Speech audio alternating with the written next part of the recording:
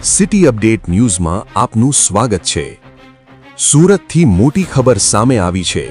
Share માર્કેટમાં વધારે વળતર આપવાની લાલચ આપી 30 લાખ રૂપિયાની ઓનલાઈન છેતરપિંડી કરનાર 2 આરોપીઓને સુરત શહેર સાયબર ક્રાઇમ સેલે ઝડપી લીધા છે। વોટ્સએપ ગ્રુપ અને ફેક ટ્રેડિંગ એપ મારફતે ફરિયાદી પાસેથી અલગ-અલગ તબક્કામાં રોકાણ કરાવી પૈસા ટ્રાન્સફર કરાવવામાં આવ્યા હતા। શરૂઆતમાં થોડો નફો બતાવી વિશ્વાસ જીત્યા બાદ બાકીની રકમ પરત ન આપીને ધમકી આપવામાં આવી હતી। ઓપરેશન મ્યુલ હન્ટ અંતર્ગત સુરત પોલીસની ટેકનિકલ ટીમે આરોપીઓને ઝડપી કાયદેસરની કાર્યવાહી હાથ ધરી છે। સુરત સાયબર ક્રાઇમ સેલે નાગરિકોને ઓનલાઈન રોકાણમાં સાવચેત રહેવાની અપીલ કરી છે। 12/12/2025 રોજ એક NCCRP કમ્પ્લેન્ટ સુરત શહેરમાં દાખલ થયેલ હતી, જેમાં 30 લાખનું ઇન્વેસ્ટમેન્ટ ફ્રોડ કરવામાં આવેલ હતો। આ કમ્પ્લેન્ટની નોંધ અમે લોકો તરત જ લઈને પછી ACP Shweta Daniels, PI NR Patel અને PC હાર્દિકભાઈ પરમાર આ ત્રણેયની ટીમ મળીને ગણતરીના કલાકોમાં ડિટેક્શન કરી અને 13 તારીખે અમે લોકો ફરિયાદ કરી લીધી અને પછી 14 તારીખ સુધી અમે લોકો આરોપી સુધી પહોંચી ગયા। ટોટલ બે આરોપી છે અને આ જે ગુના છે એમને એમો એવી રીતનું છે કે એ લોકો વોટ્સએપ ઉપર એક ગ્રુપ બનાવીને લોભ લાલચ આપી ફરિયાદીને કે તમે જો સ્ટોક માર્કેટમાં ઇન્વેસ્ટ કરો તો તમને વધારો નફો મળશે।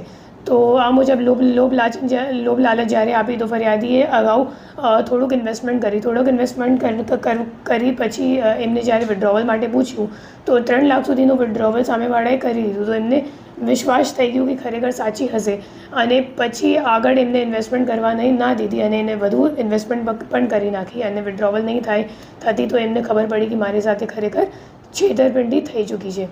એમાં જે 2 અક્યુઝ અત્યાર સુધી અમે લોકોએ ઝડપી પાડ્યું છે, બંનેનું નામ છે, એકનું નામ હિતેશ છે અને બીજાનું નામ ધાર્મિક છે અને એ બંને કરંટ અકાઉન્ટ, મુખ્ય રીતે એ લોકો કરંટ અકાઉન્ટ ખોલાવે છે અને કરંટ અકાઉન્ટ ખોલાવી એક યશ કરીને માણસ છે મુંબઈનું એમને આપે છે અને આમાં અમે લોકો એમની પાસેથી 11 કરંટ અકાઉન્ટ કુલ મળી આવેલ છે અને 11 કરંટ અકાઉન્ટમાં ટોટલ 53 કમ્પ્લેન્ટ્સ નોંધાયેલ છે અને 57 કમ્પ્લેન્ટ્સ નોંધાયેલ છે અને 53 કરોડનું ટોટલ ફ્રોડ અમાઉન્ટ છે, જેમાં એ 6 કમ્પ્લેન્ટ છે ગુજરાતનું છે અને બીજા અધર રાજ્યનું પણ છે।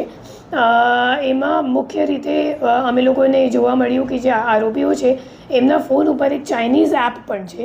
એ જે ચાઇનીઝ એપ છે એ એક APK ફાઇલ જેવું છે અને એ લોકો શું કરે કે કરંટ અકાઉન્ટ ખોલાવવા માટે જે કંઈક અકાઉન્ટ હોલ્ડર હોય અને એનો નંબર એ લોકો જ્યારે એડ કરે, મતલબ અકાઉન્ટમાં લિંક કરે તો એ લિંક્ડ મોબાઈલ નંબર ઉપર એ લોકો આ APK ફાઇલ ડાઉનલોડ કરીને પછી જે OTP આવે નેટ બેન્કિંગ યુઝ કરવા માટે એ તરત જ ઓટોમેટિક રીડિરેક્ટ થઈ જાય એવી રીતની એક ચાઇનીઝ એપ એ લોકો યુઝ કરે છે અને એક નવી રીતની એમો આ કામમાં સામે આવી છે, જેમાં ફક્ત એ લોકો વિક્ટિમ્સ નહીં બટ પોતાના જે ગેંગના લોકો છે એમને પણ એ લોકો એવી રીતની એપ ડાઉનલોડ કરાવીને OTP મેળવવા માટે યુઝ કરે છે। મેડમ, કામ શું કરે છે આ લોકો મોટાભાગે આ જ કામ કરે છે, કરંટ અકાઉન્ટ ખોલવાનું કામ અને અત્યારે એ લોકોનું આગળનું પ્લાન એવું હતું કે કરંટ અકાઉન્ટમાં શું છે, અગર એકસાથ ઘણી બધી અગર ફરિયાદો લોન્ચ થઈ જાય, NCCRP કમ્પ્લેન્ટ થઈ જાય તો પછી અકાઉન્ટો ફ્રીઝ થઈ જાય।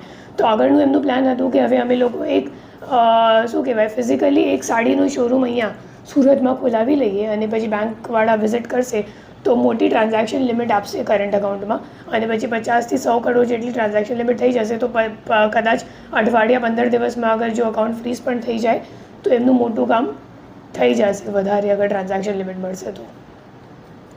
City update news Sufiyan Mulla જોડાયેલા રહો, કારણ કે હવે શહેર નહીં સમગ્ર ગુજરાત કહેશે। આ છે સિટી અપડેટ ન્યૂઝ।